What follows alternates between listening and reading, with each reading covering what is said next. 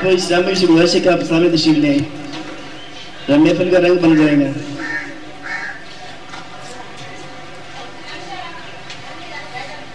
آپ بزرگ بھی جو ہیں یہ دھوپ میں آ جائیں، سامنے آ جائیں، بزرگوں کے لیے ویسے بھی دھوپ جو ہے وہ اچھی ہوتی ہے، آپ آگے آ جائیں۔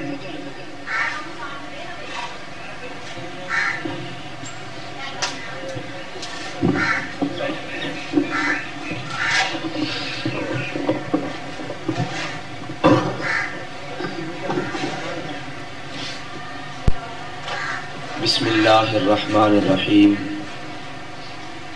احمدک یا ذا الجلال والاکرام الذی جعل ابا حنیفۃ الامام وزینا ابا المنصور بالکلام وکسر الاحناف۔ بسم اللہ الرحمن الرحیم۔ لقد من اللہ علی المؤمنین اذ بعث فیہم رسولا۔ آمنت باللہ صدق اللہ مولانا العظیم۔ ان اللہ وملائکتہ یصلون علی النبی یا ایہا الذین آمنوا صلوا علیہ وسلموا تسلیما۔ الصلاة والسلام علیک یا سیدی یا رسول اللہ وعلا آلک واصحابک یا سیدی یا حبیب اللہ۔ الصلاة والسلام علیک یا سیدی یا شفیع المذنبین وعلا آلک واصحابک یا سیدی یا رحمۃ للعالمین۔ اللہ جل مجدہ الکریم کا لامحدود احسان کہ جس مالک نے اپنے محبوب کریم صلی اللہ علیہ وآلہ وسلم کی محبت میں، الفت میں، آپ کی بارگاہ میں محبتوں کا خراج پیش کرنے کی سعادت سے مالا مال کیا ہے۔ خالق ارض و سما ہم سب کی اس عاجزانہ محفل کو اپنی بارگاہ میں قبول و منظور فرمائے، اور ہمارے بھائی محمد قمر الزمان عطاری صاحب، اللہ رب العزت ان کو اور ان کے خاندان اور ان کے بچے کو اور جتنے یہاں پہ حاضرین موجود ہیں، اللہ رب العزت اپنے محبوب کی رحمتوں کا سب کو حصہ عطا فرمائے۔ عزت و وقار کی مسند پر رونق افروز جناب حضرت علامہ مولانا پیر زاہد حسین شاہ صاحب ترمذی مدد اللہ العالی، اللہ رب العزت ان کا اقبال بلند فرمائے۔ قبلہ یہاں پر تشریف فرما ہے اور دوست احباب بھی یہاں پر موجود ہیں۔ آپ سب حضرات کے علم میں ہے کہ اللہ رب العزت کے فضل سے جو اللہ رب العزت نے ہمارے بھائی کو شہزادہ نوازا ہے، ان کے عقیقے کی یہ محفل ہے۔ عقیقہ کرنا یہ نبی پاک صلی اللہ علیہ وآلہ وسلم کی سنت مبارکہ ہے۔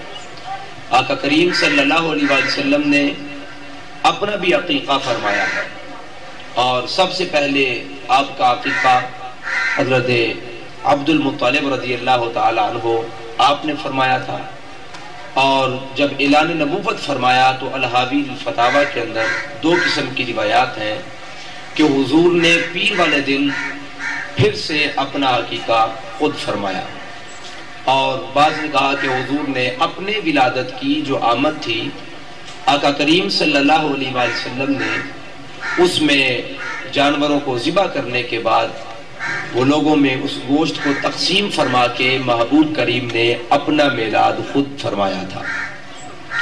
حضور کے میلاد کی جو ایک کہانی ہے یہ بڑی ہی پرانی ہے، یہاں تک کہ اللہ رب العزت نے قرآن مجید فرقان حمید میں اپنے محبوب کریم صلی اللہ علیہ وآلہ وسلم کی جو ولادت ہے اس کا ایک ایک لمحہ قرآن میں بیان کیا ہے۔ بعض اوقات جب قرآن مجید پڑھا جاتا ہے تو یہ چیز سمجھ میں آتی ہے کہ اللہ رب العزت نے انبیاء کرام علیہم السلام کا میلاد قرآن مجید میں بیان کیا ہے۔ حضرت آدم علیہ نبی علیہ السلام کے میلاد کا جب وقت آتا ہے تو اس کی جو گھڑیاں ہیں وہ جو کیفیات ہیں، اللہ رب العزت نے ان کیفیات کو قرآن مجید میں بے شمار مقامات پر بیان کیا ہے۔ حضرت آدم کی ولادت کا ذکر قرآن مجید میں موجود ہے۔ آپ اگرچہ تھوڑے حضرات بیٹھے ہیں لیکن محبت کے ساتھ بیٹھے ہیں، بات کوئی زیادہ اوکھی نہیں میں کر رہا, بڑی آسان جی کر رہا ہوں. گل سمجھ آ رہی نا؟ اب بولنا تے میرے پتا تو کوئی نہیں تے سر ہلاندے رہو, میرے پتا لگے کہ گل سمجھ آ رہی ہے. جی گل سمجھ آئی ہے کہ اللہ نے اپنے نبیاں دا میلاد, اپنے نبیاں دی ولادت دا ذکر قرآن مجید دے اندر کیتا ہے. ہوں سمجھ آئی پنجابی وچ بھائی؟ ہاں جی آپ کو پھر سبحان اللہ میں پھر تو صحیح بنانی ہے ذرا سبحان اللہ. اگر دھوپ لگتی پئی ہے تو کربلا بھول بھی گیا, وہ اتنی چھیتی مہینہ بھی نہیں لے ہوا. آپ کو ذرا دب کے سبحان اللہ. میں پہلے بھی کہہ رہا تھا قمر بھائی کو, میں نے کہا کہ کبھی ہزاروں میں کرتے ہیں کوئی بات نہیں, کبھی یاروں میں کر لیں گے تو کیا بات ہے. ساڈا تو الحمدللہ کم ہی ہے. الحمدللہ اس وقت دورہ حدیث کی کلاسیں پڑھانے کی مجھے سعادت حاصل ہو رہی ہے. ہمارے سامنے ایک بھی طالب علم بیٹھتا ہے تو اسی ذوق سے ہم گفتگو حضور کا حسن بیان کرتے ہیں. حضور کا حسن کسی کا محتاج نہیں ہے, نہ قلت کا نہ کثرت کا.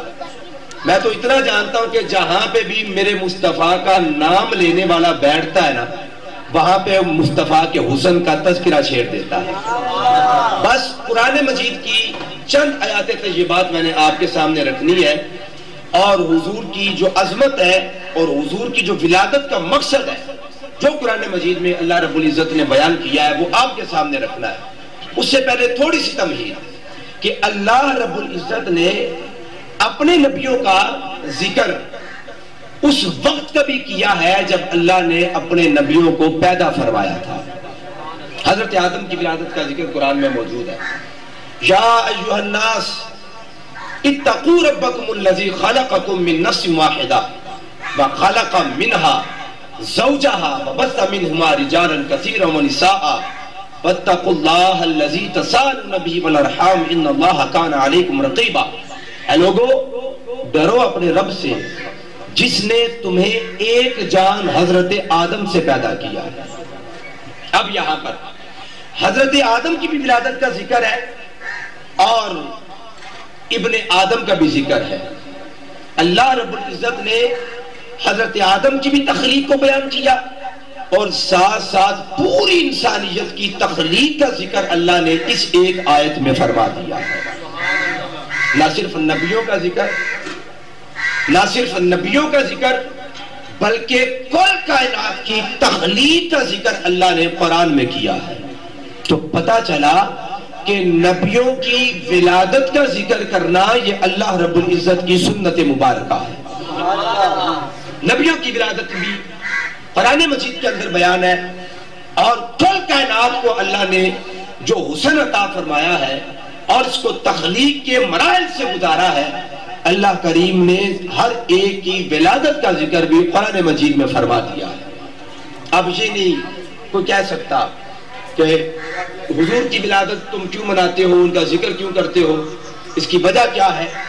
بھائی جب اللہ رب العزت سارے نبیوں کی ولادت کا ذکر کرے اور ساری امتوں کا ذکر کرے اور کائنات کے ایک ایک ذرے کی ولادت کا ذکر کرے, پتا چلا کہ اللہ ہر ایک کی ولادت کا ذکر کر رہا ہے.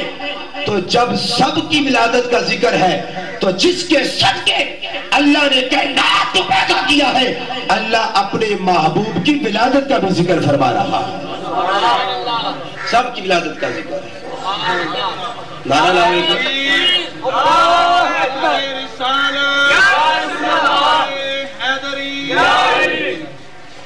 سب کی ولادت کا ذکر ہے.